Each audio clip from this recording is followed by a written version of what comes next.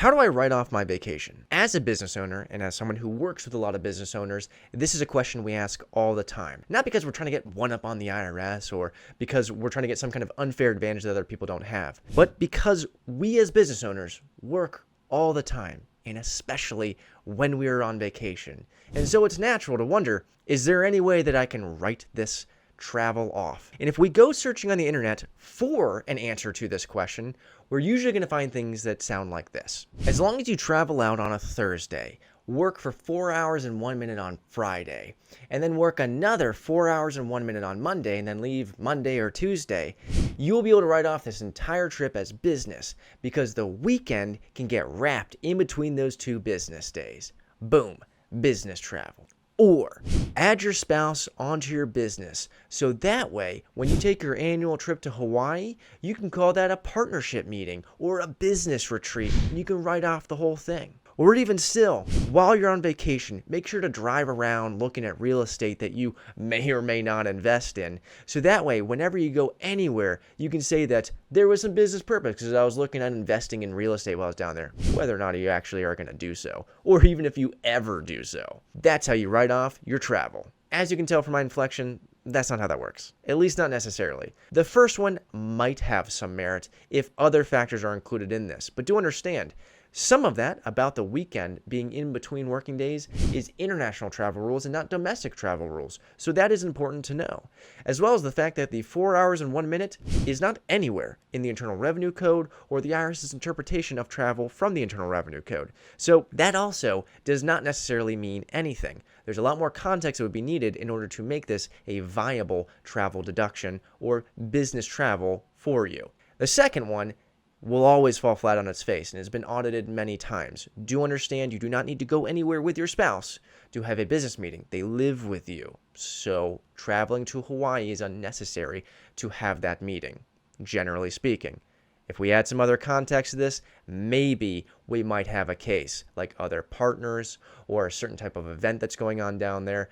Other factors can add to this, but on its face, falls flat every time.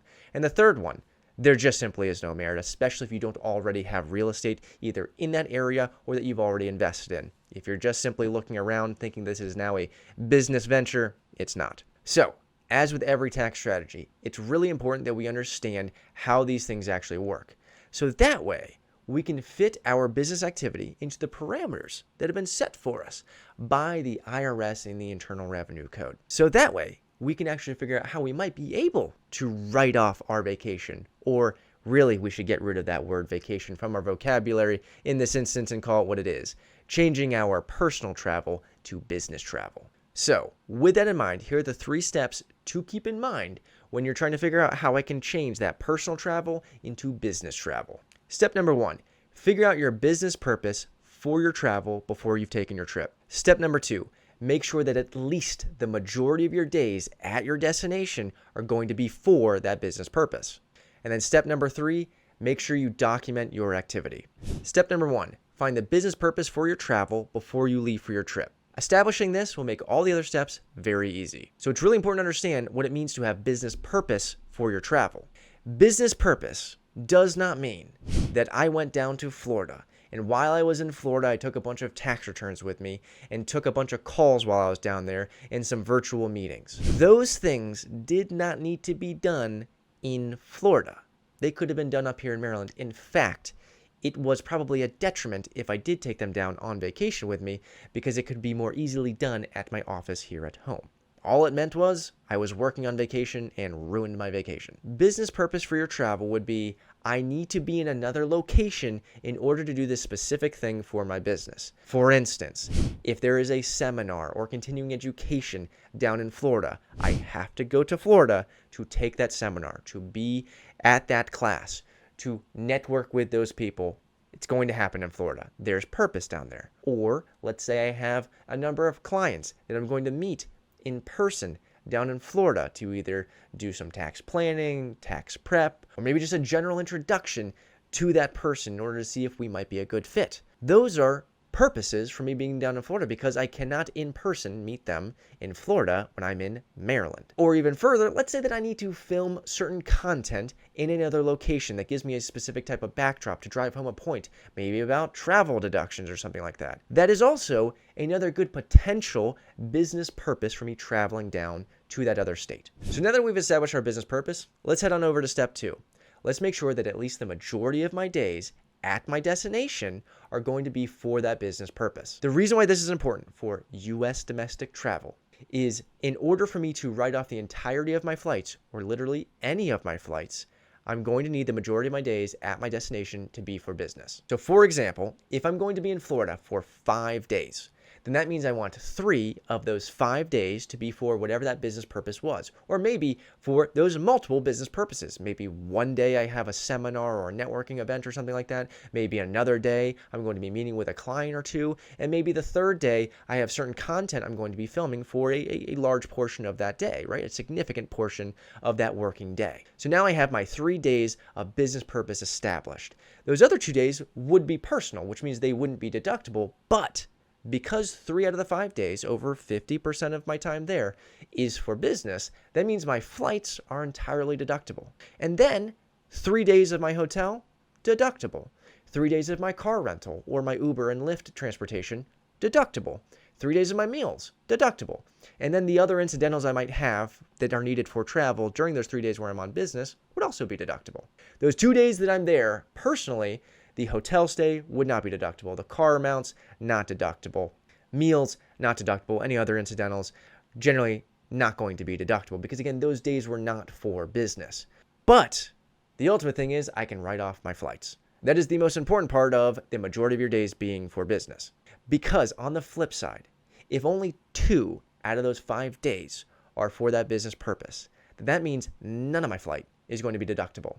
And I might even have a hard time defending 2 nights of my hotel stay being deductible, 2 days of my car rental being deductible, 2 days of my meals being deductible. Because the IRS really would prefer it if the majority of your trip is personal for only those specific instances where you are doing business to be deductible, meaning maybe just the meal that you go on with that client, or maybe just the miles to and from that meeting would be deductible. I'm not saying you couldn't make the argument that the hotel stays should still be deductible, that the car amounts should still be deductible. It's not what I'm saying. I'm just letting you know that your defense does become a little bit harder when the majority of the trip was for personal reasons rather than for business reasons. So make sure you've established that business purpose and that the majority of your days are going to be spent on that business purpose. And then number 3, document your activity. What do you mean by document it? Do you mean I have to have like a journal with me where I'm writing down everything that I'm doing? Sure, you could do that. You could also have a calendar where you put down meeting blocks for each time you meet with a person. You can put a description in that meeting block on your Google Calendar for what you're going to discuss. You could even put in notes afterwards to say what you did discuss. You can then also take a copy of the receipt, write on there that you had a meeting with such and such person on this day at this time, all of those things. You could even then show that you had your travel time between here and here and there and there. All of those things will substantiate the activity you had for your business while you're at that location. Having a contemporaneous log, such as a journal, or maybe even just writing it down in an email or something like that, is also a good thing to do. Communicating with people while you're down there, those are your receipts. You need to make sure you have good documentation of the things you're doing. Don't keep it a secret. It's the main idea. So as long as you follow these 3 steps, it'll be way easier for you to actually deduct this travel in your business without fear of retribution from the IRS. Because guess what? You made sure that your activity fit within the parameters the IRS and the Internal Revenue Code have set out for us. It's not really something you'll ever have to worry about defending, because if the IRS ever decides to audit your return, they'll have questions, you'll have answers, and you can easily substantiate and defend the thing that you did. So before you take your next trip, if you want to see if this might be deductible in your business, talk about it with your accountant. Make sure you have a good plan in place so you're comfortable taking those expenses, or maybe not taking those expenses, because you've thought it through before you actually went. Thanks so much for watching. Be sure to like, subscribe, comment, and hit that notification bell. And if you see any videos across TikTok or Instagram, be sure to tag me in those. We'd love to comment on them. Again, thanks so much for watching. I'll see you on the next video.